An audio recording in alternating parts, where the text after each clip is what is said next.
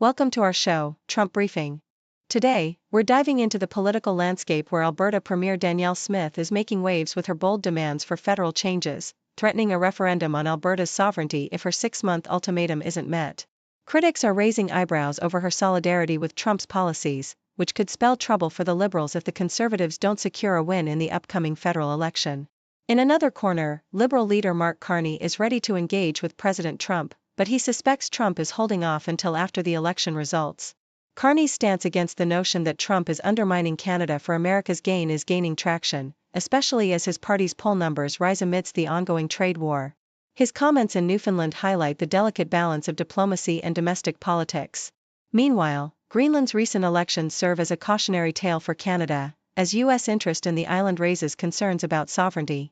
With Canadian politicians focusing on domestic issues, they must not overlook the geopolitical implications of U.S. actions in the Arctic.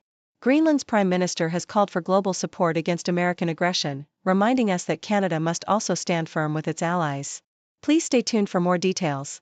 The Toronto Star reports that Alberta Premier Danielle Smith is leveraging the upcoming federal election as a means to assert her demands on the federal government, threatening a referendum if her conditions are not met within 6 months. Her list of demands includes sovereignty issues, pipeline access, and environmental regulations, which she equates to the threats posed by Trump's tariffs. Smith's confrontational stance towards the federal government, particularly the Liberals, mirrors her alignment with Trump's policies, raising questions about her true intentions, whether they are political maneuvering to solidify Conservative support or genuine threats to Alberta's relationship with Canada.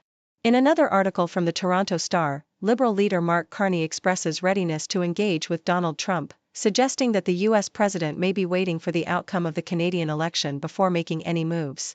Carney's campaign message emphasizes that Canada will not be easily broken or absorbed by the U.S., a sentiment echoed during his visit to Gander, Newfoundland, a town symbolizing Canadian resilience post 9/11. As Carney rallies support, he highlights the importance of a unified front against Trump's aggressive tactics, which have shifted the political landscape in Canada since the onset of the trade war. The Toronto Star also draws parallels between Canada's current political climate and Greenland's recent elections, emphasizing the vulnerability of both nations to U.S. aggression. Despite Greenland's democratic processes, the looming threat of American control remains a pressing concern, as evidenced by the U.S. delegation's visit under the guise of a cultural event.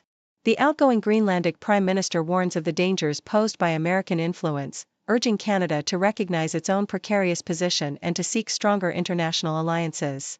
This situation serves as a cautionary tale for Canadian politicians, who must navigate their own relationships with the U.S. amid rising tensions and potential existential threats.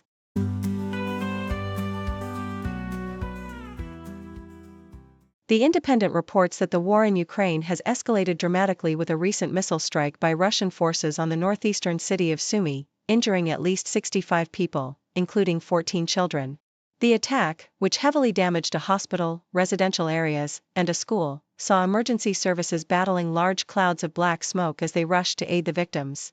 This brutal act of violence coincided with ongoing ceasefire talks in Riyadh between Russian officials and a U.S. delegation, led by envoys seeking to negotiate a halt to attacks on energy infrastructure and ensure the safety of shipping in the Black Sea. The discussions, described as creative by a Russian negotiator, aim to address the complexities of a potential peace deal, with the Kremlin acknowledging that many aspects remain unresolved. In another report, the political landscape in the UK is heating up as senior Conservatives criticize Chancellor Rachel Reeves ahead of her spring statement. Shadow Business Secretary Andrew Griffith warns that her proposed measures will lead to a new era of austerity, targeting welfare cuts for disabled individuals and civil servants. The backdrop of these economic discussions includes a conversation between Sir Keir Starmer and US President Donald Trump regarding an economic prosperity deal, as the UK government seeks to navigate the challenges posed by potential tariffs. As Labour prepares for potential budget cuts, unions and Labour MPs express growing concern about the impact on vulnerable populations, particularly disabled people who stand to suffer the most from proposed welfare reductions. The South China Morning Post highlights the rising tensions among military veterans in the U.S. as they confront Republican lawmakers over President Trump's sweeping job cuts affecting the federal government, particularly the Department of Veterans Affairs. With veterans making up a significant portion of the federal workforce, many are outraged by the layoffs and the perception that their roles in supporting fellow veterans are being undermined. Congressional Democrats are rallying around the cause of protecting veterans, introducing legislation aimed at shielding them from mass layoffs. As anger mounts among veterans, the political ramifications are becoming evident, with Democrats leveraging these sentiments in anticipation of the upcoming midterm elections, emphasizing the need to hold Republicans accountable for their support of Trump's policies that threaten veterans' livelihoods.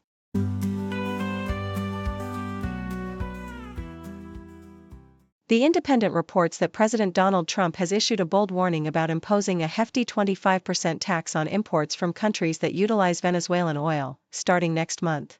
This move is part of Trump's broader strategy to shift away from global supply chain integration and free trade. In a recent post on his Truth Social platform, Trump painted Venezuelan refugees as dangerous criminals sent to the U.S. by the Maduro regime, while also claiming that the presence of the Tren de Aragua gang in America is a result of deliberate actions by the Venezuelan government. However, the clarity of his tariff threat raises questions, as it remains uncertain whether he intends to target foreign governments or private companies that engage with Venezuelan petroleum products. In another piece from The Independent, the Supreme Court has declined to hear a case from billionaire developer Steve Wynn, who sought to challenge a landmark ruling that has long protected journalists from libel lawsuits. Wynn's petition aimed to overturn the precedent established in the 1964 New York Times versus Sullivan case, which requires public figures to prove actual malice in defamation cases. His lawsuit against the Associated Press stemmed from allegations of past sexual misconduct, which he denies. The court's decision not to take up the case reflects a continued commitment to the protections afforded to the press, despite ongoing criticism from Trump and his allies regarding media accountability and perceived bias. The Associated Press highlights a significant legislative effort in Maine aimed at bolstering the stability of mobile home parks by encouraging resident ownership. Following the death of her husband, Celeste Yacowonis found herself overwhelmed in her large farmhouse and eventually moved into a mobile home, where she discovered a supportive community. When the park's owner announced plans to sell, residents organized to purchase it themselves, creating the largest resident-owned community in the state. A proposed bill aims to provide tax incentives for owners who sell to cooperatives, which could help preserve affordable housing amidst a growing crisis. Advocates argue that resident ownership leads to more stable living conditions, empowering residents to control their own destiny, while some industry leaders warn that inexperienced management could pose challenges for community maintenance and infrastructure.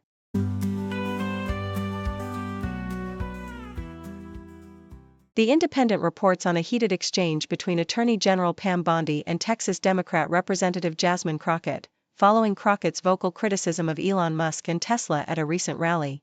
Bondi, appearing on Fox News, cautioned Crockett to tread very carefully, asserting that any threats against Musk would be futile as her office is committed to protecting Tesla owners nationwide. In a swift rebuttal on MSNBC, Crockett clarified that her calls for action were peaceful and criticized Bondi for not addressing the real issue of domestic terrorism linked to the January 6 Capitol riots. As tensions rise, protests against Tesla have surged, with incidents of vandalism and calls for demonstrations scheduled for March 29, coinciding with Crockett's birthday, where she expressed her desire to see Musk's influence diminished. Meanwhile, Bondi's office has charged individuals involved in violent acts against Tesla properties, emphasizing a zero-tolerance stance on what she deems domestic terrorism. The situation highlights a growing divide between political factions, with Republicans condemning Crockett's rhetoric while some Democrats rally for accountability against Musk's political sway. Thank you for tuning in. The content above showcases the latest briefing reports and analytical synopses, thoughtfully curated by the 6Do team. These insights stem from a wide array of reputable media outlets, think tanks, government sources, and specialized experts worldwide. We encourage you to explore these sources for a comprehensive perspective. Keep in mind that while the content may not always align with the official standpoint of 6Do Brief, it's not meant to be taken as absolute directives for decision-making. Comprising seasoned media professionals, learned scholars, and accomplished scientists, the 6Do team embodies a trailblazing, fully independent media entity. To customize 6Do Brief to meet your professional needs, you have the option to subscribe to a diverse array of briefings on our website, 6dobrief.com. Regardless of your location, you can conveniently receive 6Do Brief via email.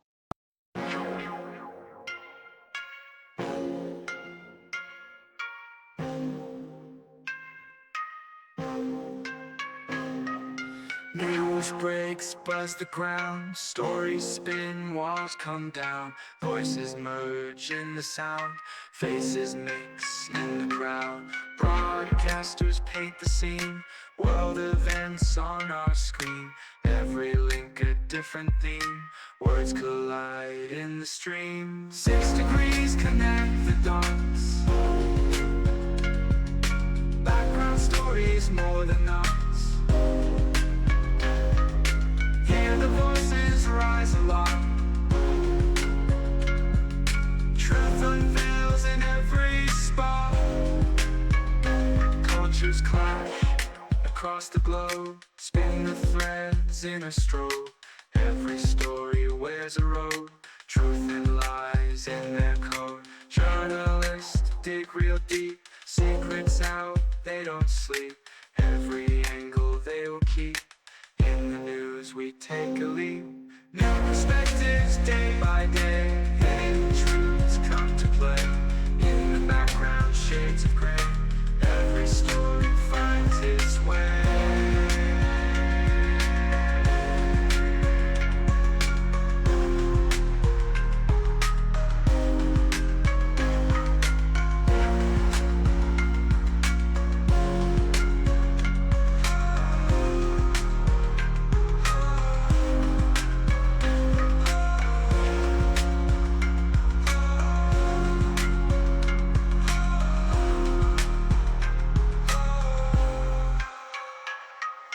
New perspectives day by day.